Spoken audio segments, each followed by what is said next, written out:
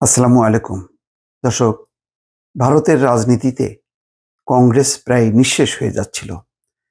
বিজেপির প্রবল গ্রাসে কংগ্রেস একেবারেই তছনছ বা মাটিতে মিশে গিয়েছিল। সত্যিই তাই।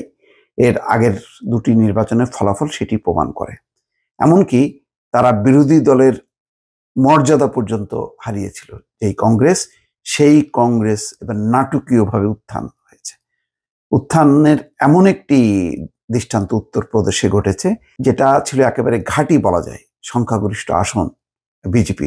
সেখানে হানা দিয়েছে কংগ্রেস এবং তার সাথে ছিল সমাজবাদী পার্টি।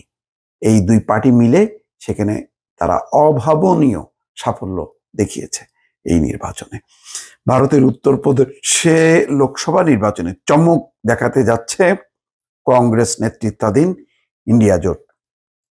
রাজ্যের ৮০টি লোকসভা আসনের মধ্যে এখন পর্যন্ত ৪৫টিতে এগিয়ে আছে এবং যতগুলো রাজ্যের হয়েছে তার মধ্যে সবচেয়ে বড় রাজ্য, এবং বলা হয় যে উত্তরপ্রদেশে যে ভালো করবে ক্ষমতার মসনদে যাবে সে।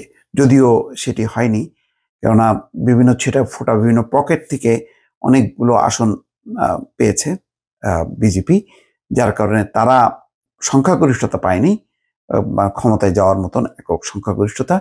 অন্য দুটি দলকে সাথে নিয়ে তাদেরকে যেতে হবে, আর ওই দুটি দল যদি বেঁকে বসে তাহলে কিন্তু সর্বনাশ, অর্থাৎ বিজেপি যে কোনো সময় ক্ষমতা হারাবে। তো এইরকম সংকটজনক অবস্থায় আছে। তো যাই হোক, এখানে রাজ্যের যেই ৮০টি আসনের মধ্যে এখন পর্যন্ত ৪৫টিতে এগিয়ে আছে তারা। গত নির্বাচনে সেখানে সংখ্যাগরিষ্ঠ আসন নিজেদের দখলে রেখেছিল ক্ষমতাসীন বিজেপি। এবার রাজ্যটিতে দলটির বিরোধী পক্ষের এগিয়ে থাকার পেছনে কয়েকটি কারণকে মুখ্য হিসেবে দেখা হচ্ছে। বিজেপি শাসিত উত্তরপ্রদেশে প্রধান বিরোধী দল সমাজবাদী পার্টি এবারের লোকসভা নির্বাচনে ইন্ডিয়া জোটের হয়ে ৩৭টি আসনে এগিয়ে রয়েছে দলটি।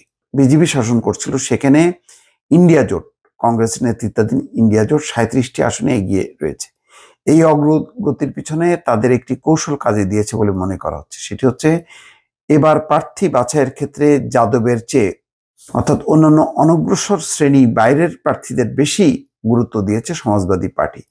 এবার ৫জন যাদব পার্টিকে মনোনয়ন দিয়েছে সমাজবাদী পার্টি। তারা সবাই দলটির প্রধান অখিলেশ যাদবের পরিবারের সদস্য।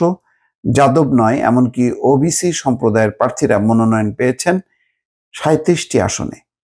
উচ্চ বর্ণের প্রার্থীদের দেওয়া হয়েছে ১১টি আসন। দলটি থেকে ৪টি আসনে মনোনয়ন পেয়েছেন মুসলিম প্রার্থীরা। এছাড়া সংরক্ষিত আসনে ১৫ জন দলিত প্রার্থীকে মনোনয়ন দিয়েছে দলটি।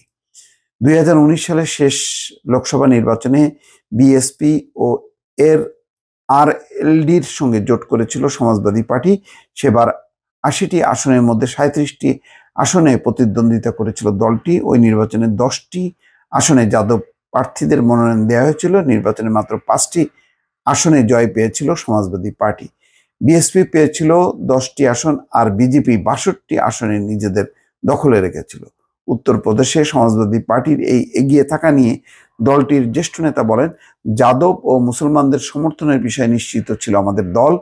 তবে আমরা এই দুই সম্প্রদায়ের বাইরে যাদব নয় এমন সম্প্রদায় ও দলিতদের কাছে পৌঁছতে চেয়েছিলাম। এখন মনে হচ্ছে তা কাজে দিয়েছে। এছাড়া কিছু এবারের নির্বাচনে আসনে প্রার্থী পরিবর্তনও করেছে সমাজবাদী পার্টি। অপরদিকে বিজেপি উত্তরপ্রদেশে ৭৫টি আসনে প্রার্থী দিয়েছে। রাজ্যের দলটির নেতৃত্বাধীন এনডিএ জোটের জোটের ৩ মিত্র পেয়েছে বাকি 5টি আসন। ৭৫টি আসনের মধ্যে উচ্চ বর্ণের প্রার্থীদের ৩৪টি আসন দিয়েছে বিজেপি, 25টি আসন দিয়েছে অনগ্রসর সম্প্রদায়ের প্রার্থীদের।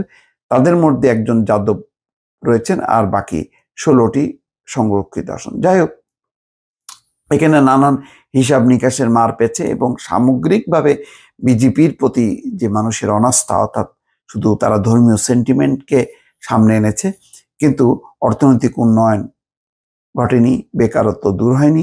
সব মিলিয়ে পুরো ইন্ডিয়া জোট সারা, যেখানে তারা ধর্মের উস্কানি দিয়েছে বিজেপি, তার বিপরীতে তারা বেকারত্ব, অর্থনৈতিক দুরবস্থা এসবের জন্য দায়ী করেছে বিজেপি সরকারকে, এবং সেটি হয়তো কাজে দিয়েছে। যার কারণে উত্তরপ্রদেশ সবচেয়ে বেশি আসন যেই লোকসভা নির্বাচনে, সেই আসনেই অর্থাৎ উত্তরপ্রদেশে চমক দেখালো কংগ্রেস জোট, এবং যার কারণে পুরো হিসাব নিকেশ পাল্টে গেল। অর্থাৎ বিপুল সংখ্যাগরিষ্ঠতা পাওয়া বা একক সংখ্যাগরিষ্ঠতা পাওয়ার যে স্বপ্ন বিজেপি, সেটি ধূলিসাৎ হয়েছে। দর্শক, ভালো থাকবেন। আল্লাহ হাফেজ।